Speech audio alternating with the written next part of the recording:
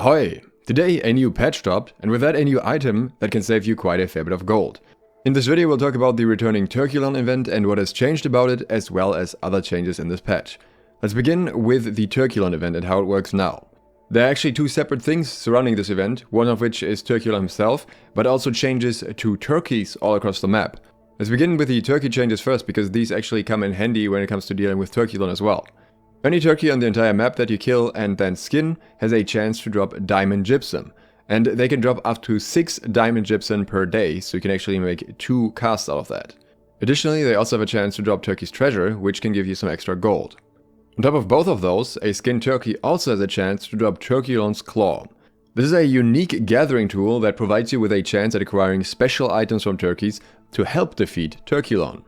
The first one of those is the Infused Turkey Ward Potion, which reduces the damage taken from Turkulon by 66% and from beasts by 15%. Realistically, at least at the moment, this one won't be particularly important. The more interesting one is the Infused Turkey Coating.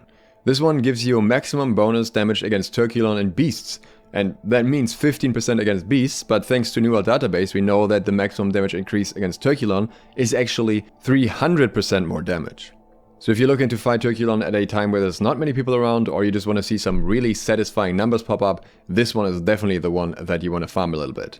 Again, both the potion and the coating only drop when you use Turkulon's Claw to skin the turkeys, and they can only drop up to 5 times per day.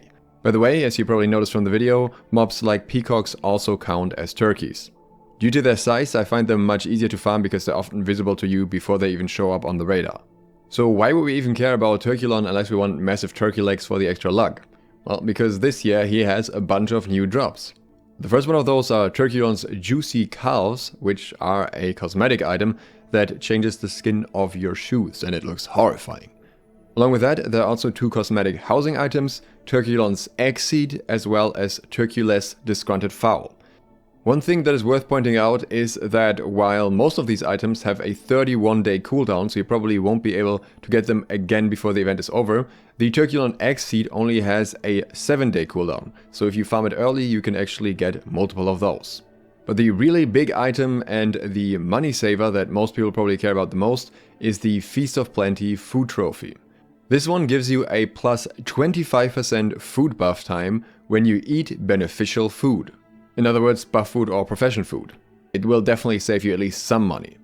This trophy has some limits though. It has a max stack of 1, so it seems like you can actually only get the effect from one of these trophies, and it also has the drop quantity limit of 1 for 31 days. And luckily, it seems like you don't have to rely purely on luck to get this. Zayo from New World Database has found something in the files that indicates that after you've killed Turkulon 15 times, you are guaranteed to get the rare drops that you haven't gotten at that point on the next drop. So if everything is working as intended, 16 Turkulon kills should guarantee the trophy. But how do we find him? Different from last year and similar to the Halloween event, Turkulon now actually shows up on the map when he spawns. But different from the Halloween event, he doesn't spawn on a constant loop.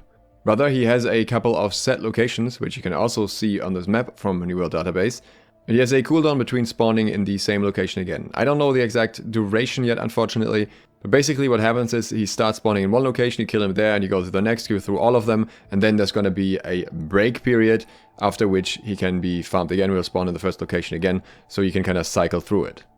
To make more use of the downtime, you can farm some turkeys in between. At the moment, Turkulon is unsurprisingly completely overcrowded, hardly renders, doesn't do its animations and whatnot, so it's probably not the ideal time to do it, unless you want to get the Turkulon Egg Seed multiple times. In that case, the earlier you start the better, because then you get more of the Egg Seeds and you reset the cooldown for it earlier. Otherwise, you may as well wait a little bit, because at the moment it's not even guaranteed that he drops something, that you get a tag. Sometimes he despawns or disappears. So it's a little bit annoying to farm him as of now, and I imagine it'll settle down a fair bit quite quickly, because a lot of people will stop farming after they get their trophy. If you're planning to farm him, I would definitely recommend keeping an eye on the recruitment chat, because in many servers people will tell you where he is right there. But this patch also comes with other changes. The first one of those is that you can no longer use consumables in order to weapon swap and use an ability from your other weapon. That was definitely an exploitable mechanic under certain circumstances, so I'm glad that it's gone. The Heart Rune of Stoneform will also no longer give a permanent speed boost after cleansing certain status effects. And also, dead players can no longer hold faction control points. And it gets a fix to Heru's Divine Doom spell, which would sometimes just cancel early or not even happen at all. A very important change or fix that is happening this patch is that damage over time effects can no longer enable weapon mastery abilities. So for example, what would happen is you would use a dot rune glass and then you would use shield rush and you'd actually get max fortify stacks because the bleed ticks would continuously increase your fortify until cap. So that one completely gone now, also good riddance in this case. Entomb on the Ice Gauntlet will no longer remain active while using committed hard rune abilities, so I'm assuming this is primarily referring to Detonate rune, even though I'm not quite sure what committed refers to in this particular case. The Blunderbuss perks Apparatus and Barbed Netting are re-enabled, so that weapon should function as intended once again.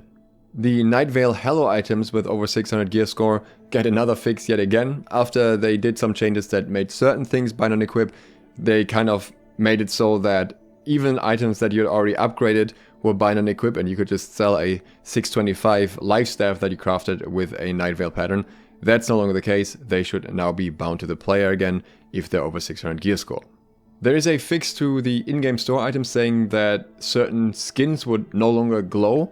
I am wondering if this is potentially referring to the early generation of shields, one of the first Twitch drops, that were now suddenly grey instead of the purple colors they were intended to be. The devs are trying to fix a long-standing bug that makes achievements and title not show up in the user interface. I am really hoping that this one works out. I get that one constantly and it's really annoying if you're trying to look up how far you are on an achievement. A very nice improvement is that Steam outages during gameplay should be handled better now. So if Steam briefly disconnects, then this should not cause any issues in your game unless it goes on for a longer period of time. You should now be able to transfer characters even if you have an outstanding company invite. There are a bunch of quests that affected some players that are now fixed. I'm just going to show them right here. Two that are especially notable are Jonas not appearing for some players on the Destiny and Earth quest, as well as some people not being able to progress past Camp Tier 2. The events Sneed's Revenge and Rumble on the Docks will give rewards again, but they have also been changed insofar that the experience provided by them was also adjusted along with the ones for the Captain's Arrival. So these encounter bosses will now no longer give extra experience as a reward, and the encounter experience rewards themselves are now more in line with the level of each encounter. There are some more under the hood changes in this patch, but I'm not sure which one of those will actually affect the game as we're playing it right now, so I'll talk about that if I found out anything about that. But we'll definitely have to talk about some more changes on the PTR that are not on the live client yet. If you'd like to see that, please consider subscribing and clicking the bell. And also, if you're interested, I will link my Greatsword Advanced Guide right here. If you haven't seen that yet, I highly recommend checking it out. Thanks for watching. Duke Sloth, out.